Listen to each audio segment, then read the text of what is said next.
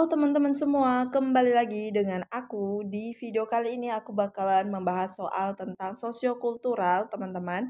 Yang kali ini aku nggak ambil dari buku aku ya, tapi aku cari di sumber lain. Nah, buat kalian yang bertanya-tanya gimana cara dapetin kumpulan-kumpulan soal-soal di YouTube aku, itu sebagian udah aku share di ebook ya, teman-teman, yang aku bikin sendiri. Jadi kalau misalnya kalian mau pesen bisa WA di nomor yang ada di description box aku ataupun di kolom komentar teman-teman. Nah, di situ kalau kalian tanya harganya berapa, harganya 50.000 ya teman-teman. Dan dalam ebook itu lengkap dari kompetensi teknis, manajerial, sosiokultural, dan juga wawancara. Jadi keseluruhannya itu ada 420 soal. Jadi kalau misalnya kalian berminat, kalian tinggal chat aja WhatsApp yang ada, nomor WhatsApp yang ada di description box aku maupun di kolom komentar. Oke, tanpa lama-lama kita langsung aja ke soal nomor satu. Tapi sebelum ke soalnya, jangan lupa di like, comment, subscribe, dan nyalakan lonceng notifikasinya supaya kalian gak ketinggalan video terbaru dari aku. Lanjut ke soal nomor satu. Anda bekerja di event organizer perusahaan jasa acara pernikahan. Sudah menjadi hal yang lumrah jika mewarnai rambut bukan menjadi masalah bagi perusahaan. Suatu ketika Anda ditugasi oleh atasan ke suatu daerah yang di tempat itu ada stigma masyarakat bahwa mewarnai rambut identik dengan preman yang ditakuti oleh sebagian masyarakat. Sikap Anda adalah, oke, ini masuk ke dalam soal-soal sosial budaya ya, teman-teman, yang berkaitan dengan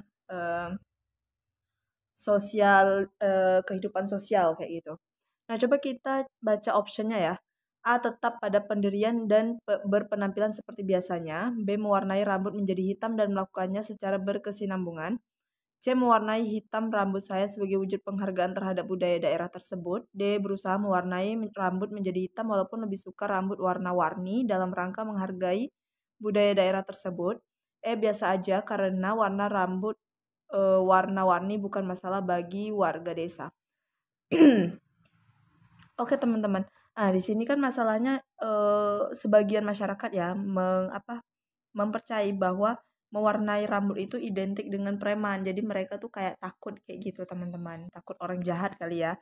Nah jadi untuk option A itu aku eliminasi ya karena tetap pada pendirian. Nah ini padahal kan apa ya, ini ada perbedaan budaya yang cukup menarik ya teman-teman. Jadi ya harusnya kita bisa menghargai lah ya perbedaan tersebut, apalagi kita kan bekerja dengan orang kayak gitu.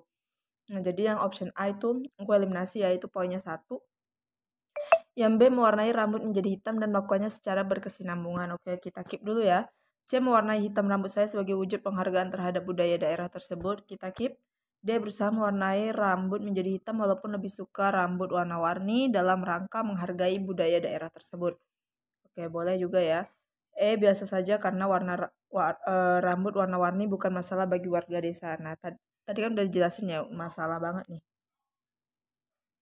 buat sebagian masyarakat ya. Nah, jadi yang E itu aku eliminasi, itu poinnya 2. Nah, B, C, D ini tuh mirip-mirip ya, teman-teman. Kira-kira tuh apa nih yang bisa option mana nih yang bisa dapat poin 5-nya?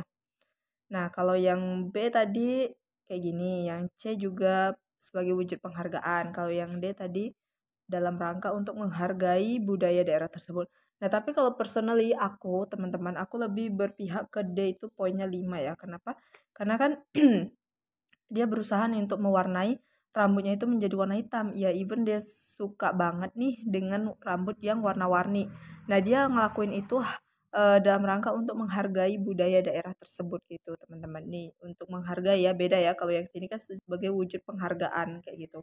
Nah, jadi menurut aku sih yang paling tinggi itu adalah yang D. Lanjut ke soal nomor 2. Oke, ini dia soal nomor 2, kita baca bareng-bareng. Jika tetangga Anda meminta selembar daun pisang dan di belakang rumah Anda ada berbagai jenis pisang, apakah yang Anda lakukan? A. Menyuruhnya untuk mengambil sendiri. B. Memberinya pisau dan menyuruhnya mengambil sendiri. C. Menanyakan dengan sopan jenis dan daun pisang apa yang akan diminta lalu mengembalikannya. Ini maksudnya lalu mengambilkannya ya teman-teman, salah ketik. D. Segera mengambilkan daun pisang sesuai kebutuhannya. E. Mengajak bersama-sama untuk melihat daun pisang yang sesuai keinginannya. Oke, ini sebenarnya soalnya tuh analoginya tuh kayak gini. Kalau misalnya ada orang yang minta bantuan sama kita, apa sih yang bisa kita lakukan? Nah, kurang lebih analoginya kayak gitu, teman-teman. Tapi ini di apa ya, dicontohkan dengan seperti tetangga yang minta daun pisang, kayak gitu. Jadi apa yang, kita lakukan. Nah, kalau yang A menyuruhnya untuk mengambil sendiri. Nah, ini menurut aku kurang tepat ya, teman-teman. Ini mungkin poinnya satu. B memberinya pisau dan menyuruhnya mengambil sendiri. Nah, ini juga sama nih dengan B nih. Jadi ini poinnya 2 ya. Yang C menanyakan dengan sopan jenis daun pisang apa yang akan diminta lalu mengambilkannya. Oke, ini kita keep dulu. D segera mengambilkan daun pisang sesuai kebutuhannya. Kita keep. E mengajak bersama-sama untuk melihat daun pisang yang sesuai keinginannya. Oke teman-teman. Jadi kalau misalnya eh, orang minta bantuan ya, kayak bantuannya apa? Minta selembar daun pisang. Nah, apa yang bisa kita lakukan teman-teman? Yaitu segera mengambilkan daun pisang sesuai kebutuhannya ya teman-teman. Nah, itu jadi makanya paling tinggi itu menurut aku poinnya adalah yang D. Kalau yang C tadi menanyakan dengan sopan jenis daun pisang apa yang akan diminta lalu mengambilkannya. Menurut aku daun pisang tuh semuanya sama ya teman-teman. Mau jenis pisang yang berbeda, daunnya tetap sama aja ya. Kayaknya ya teman-teman. Atau mungkin ada jenis juga daun pisangnya. Coba komen di kolom komentar yang ngerti. Oke, gitu ya teman-teman. Jadi soal nomor 2 itu jawabannya adalah yang D. Lanjut ke soal nomor 3. Ini dia soal nomor 3. Kita baca bareng-bareng. Saat Anda berangkat ke kantor, tiba-tiba hujan secara kebetulan di samping Anda yang sedang terburu-buru, tetapi tidak membawa payung. Tindakan yang akan Anda lakukan adalah A. Tetap melaju ke kantor. B. Memanggil ojek payung untuk orang tersebut. C. Menawarkan payung Anda agar bisa digunakan bersama. D. Memohon maaf karena tidak bisa memberi tumpangan pada orang tersebut. E. Menemaninya berteduh. Kalau menemaninya berteduh nih menghabiskan waktu ya teman-teman. Padahal kan dianya tuh kayak buru-buru banget kayak gitu. Kayak harus udah terlambat mungkin ya. Jadi yang E itu poinnya 1. Nah, oke, kalau yang A tetap melaju ke kantor. Nah, ini juga nggak bagus ya, teman-teman. Ini jawabannya 2. Kemudian yang mana lagi nih? Mohon maaf karena tidak bisa memberi tumpangan pada orang tersebut. Oke, ini poinnya 3. Jadi B sama C nih, memanggil ojek payung untuk orang tersebut atau menawarkan payung Anda agar bisa digunakan bersama. Oke, di samping Anda yang sedang terburu-buru tetapi tidak membawa payung. Kalau kita mungkin ya sebagian ada jawab yang B atau yang C. Kalau untuk memanggil ojek payung, kita nggak tahu nih situasinya apakah ada orang yang menyewakan payung atau enggak, atau adakah ojek payung atau enggak, kayak gitu teman-teman. Jadi menurut aku yang paling solutif itu ada yang C nih, menawarkan payung Anda agar bisa digunakan bersama, kayak gitu teman-teman. Jadi gitu ya, jadi nomor 3 itu jawabannya C, poinnya 5. Mungkin dari kalian punya jawaban yang berbeda dengan aku, boleh komen di kolom komentar. Kita lanjut ke soal nomor 4. Oke, ini dia soal nomor 4. Kita baca bareng-bareng. Saat berada di rumah sakit pagi hari sebelum banyak rekan kerja berdatangan, di ruang poli KIA ada 2 orang rekan Anda yang sedang berselisih paham. Kedua rekan Anda tersebut ternyata masih satu saudara. Karena itu, masalah pribadi Anda memilih meninggalkan ruang poli KIA karena tidak ingin ikut campur masalah keluarga orang lain. Oke, optionnya ada A sangat setuju, B setuju, C ragu-ragu, D tidak setuju, E sangat tidak setuju. Nah, ini agak sedikit mungkin jawaban aku sama jawaban kalian bisa jadi berbeda ya. Jadi ini tergantung perspektif masing-masing ya, teman-teman. Jadi aku nggak menyalahkan kalau misalnya kalian mau jawab A atau E, itu terserah kalian ya. Aku nggak menyalahkan jawaban kalian kayak gitu. Karena ini tergantung ke pandangan pribadi. Nah, ini juga soal-soal sosiokultural tuh ada yang model soalnya kayak yang sebelumnya dan juga ada yang seperti ini, teman-teman. Ada yang memilih sangat setuju, setuju, ragu-ragu, tidak setuju, atau sangat tidak setuju. Nah, poin tertinggi itu di soal yang seperti ini itu ada yang sangat setuju atau sangat tidak setuju, tergantung konteks soalnya nih apa yang dia minta.